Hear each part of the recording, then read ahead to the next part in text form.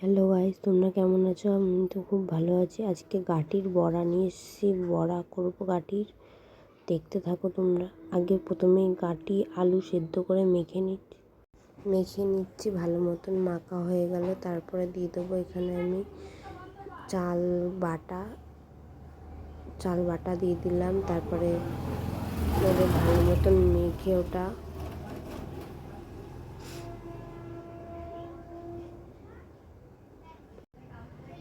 ভালো করে মাখলাম। মেখে এবারে দিয়ে দেবো আমি নুন, লঙ্কা, হলুদ, কালো জিরে দিলাম, হলুদ দিলাম। এবারে দিয়ে দেবো ওখানে নুন, লঙ্কা। তারপর দিয়ে ভালো মতন আবার মেখে নেবো। মেখে একটুখানি রেখে তারপরে করবো।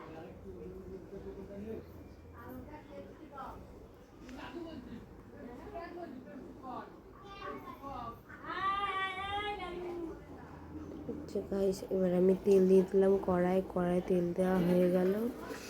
এবার কড়াটা গরম হয়ে গেলে আস্তে আস্তে দিয়ে দেবো আমি।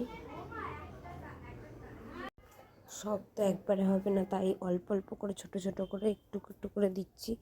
আর দেওয়ার সময় লেগে লেগে যাবে, আর ভালো মতন হবে না, মানে একটু লেগে লেগে যাবে। একটু কড়া করে ভাজতে হবে, কড়া করে না ভাজলে ওটা হবে না।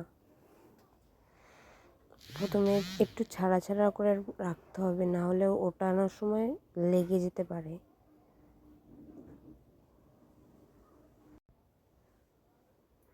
এই যে দেখছেন গাইস, আমি এরকমই দিচ্ছি, এরকমই আপনারা দেবেন।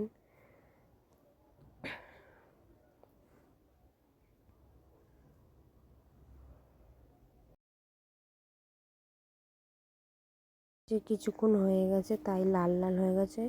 আমি ওটাকে উল্টিয়ে দিচ্ছি ভালো মতন, আবার উল্টিয়ে আবার হবে কিছুক্ষণ, তারপরে নামাবো।